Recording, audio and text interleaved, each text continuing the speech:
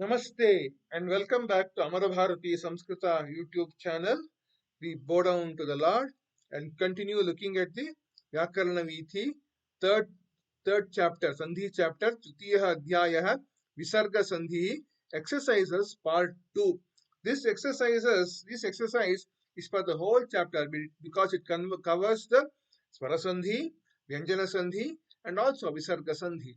So we'll see the exercises for this chapter, the end of the chapter right now.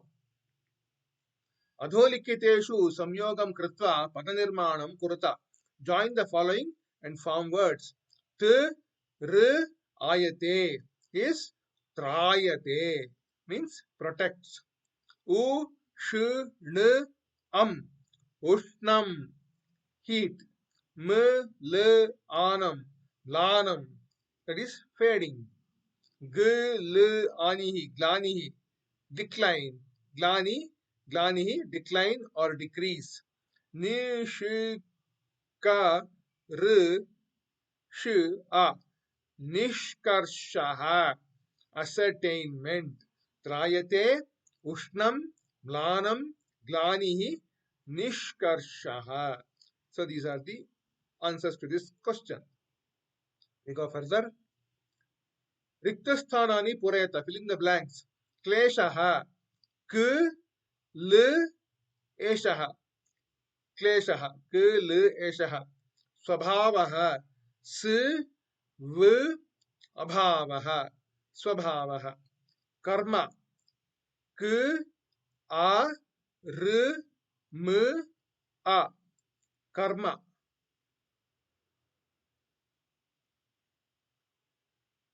उच्छ्वासः उ च छ व आसः. उच्छ्वासः.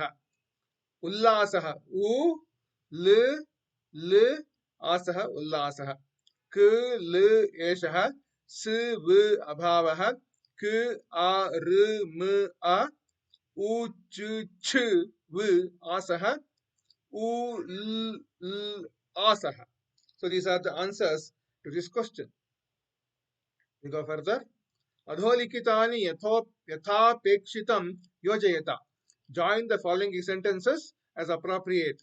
जननी जनक विहीनम अनाथम पश्यामि. So जननी जनक विहीनम अनाथम पश्यामि. So these two join together because plus a becomes ma. जननी जनक विहीनम अनाथम पश्यामि. Sita पुस्तकम अपठत. So Sita pustakam apathat. So and a will be joined to become ma. Sita pustakam apathat. Kuru na tvam anartham.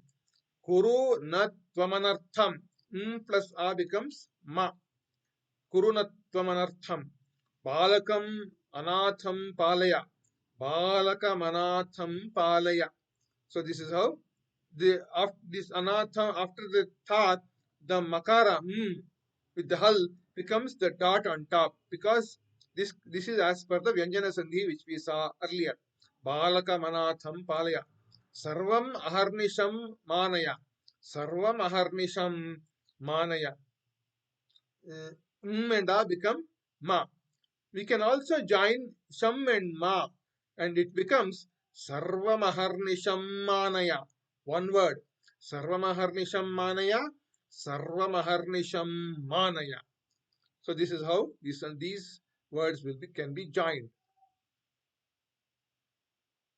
We go further. Split the sandhi. Sandhi vichcheda rupam purayata. Vriksha chhayayam is vriksha plus chhayayam, which will be Vyanjana sandhi, chakaragama sandhi. Navavatu is now plus avatu, swara sandhi, ayadi sandhi. Vagartha viva, vak plus arthau plus iva. Vyanjana, first one is Vyanjana Sandhi. Vag plus arthau will become Vagarthau. So Jastva Sandhi. Arthau plus iva will become Arthaviva. So that will be Swara Sandhi, Ayadi Sandhi. The first one is Jastva Sandhi. Second one is Ayadi Sandhi. Vagarthaviva. Kotra, Kaha plus Atra, Visarga Sandhi. Rutva Utva becoming Guna, becoming Purva Rupa. वेत्तासि, वेत्ता plus असि, वेत्तासि स्वर संधि सवर्ण दीर्घ संधि।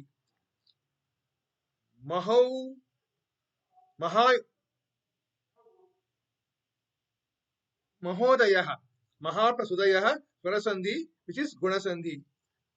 सर्वैः प्लस अत्र, सर्वैरत्र विसर्ग संधि दैट इज रत्व संधि, ऋत्व संधि। अभ्युदयः, अभि प्लस उदयः स्वर संधि यन् संधि। तदर्थं, तत् प्लस अर्थं व्यंजन संधि, तत् प्लस अर्थं व्यंजन संधि जस्त्व संधि। शरश् चंद्रः, शरत् शरत् प्लस चंद्रः शरच्चंद्रः व्यंजन संधि शुत्व संधि। सो द आंसर्स आर वृक्षा प्लस छायायां, नौ प्लस अवतु, वाक् प्लस अर्थौ प्लस इव, कः प्लस अत्र, वेत्ता प्लस असि, महा प्लस उदयः, सर्वैः प्लस अत्र, अभि प्लस उदयः, तत् प्लस अर्थं, शरत् plus चंद्रः। So these are the answers to this question. We go further. संधिं कृत्वा लिखत, join the संधि। जगत् प्लस जननी, जगज्जननी व्यंजन संधि शुत्व संधि। महा प्लस ऐश्वर्यं, महैश्वर्यं स्वर संधि वृद्धि संधि। न प्लस अधीतं, नाधीतं स्वर संधि सवर्ण दीर्घ संधि, also called दीर्घ संधि। अह प्लस अहः, अहः प्लस अहः अहरहः विसर्ग संधि ऋत्व संधि। जीवति प्लस अनाथः प्लस अपि, जीवत्यनाथोऽपि स्वर संधि यन् संधि प्लस विसर्ग संधि। गृहे प्लस अपि, गृहेऽपि स्वर संधि पूर्व रूप संधि। जगत् प्लस माता, जगन्माता व्यंजन संधि। This is anunasika sandhi. This is not there in your textbook, but you can find it in books on sandhi, like the Samskrita Bharati book on sandhi. You will find this sandhi Jagannmata, or any Sanskrit grammar book you will be able to find this sandhi anunasika sandhi. Mahan plus likhati, mahal likhati vyanjana sandhi latva sandhi। द्वौ plus एतौ, द्वावेतौ स्वर संधि अयादि संधि। यत् plus भविष्यति, भविष्यः plus विनश्यति, यद्भविष्यो विनश्यति व्यंजन संधि जस्व संधि प्लस विसर्ग संधि। यद्भविष्यो विनश्यति। सो दीस आर द आंसर्स। जगज्जननी, महेश्वर्यं, नाधीतं, अहरहः, जीवत्यनाथोऽपि, गृहेऽपि, जगन्माता, महान् लिखति, द्वावेतौ, यद्भविष्यो विनश्यति। This brings me to the end of this video. Like, subscribe, share and comment. See you in another video with another chapter. This brings me to the end of the Sandhi chapter in your Vyakarana Veethi textbook, Amara Bharati Samskrita. Thank you for watching.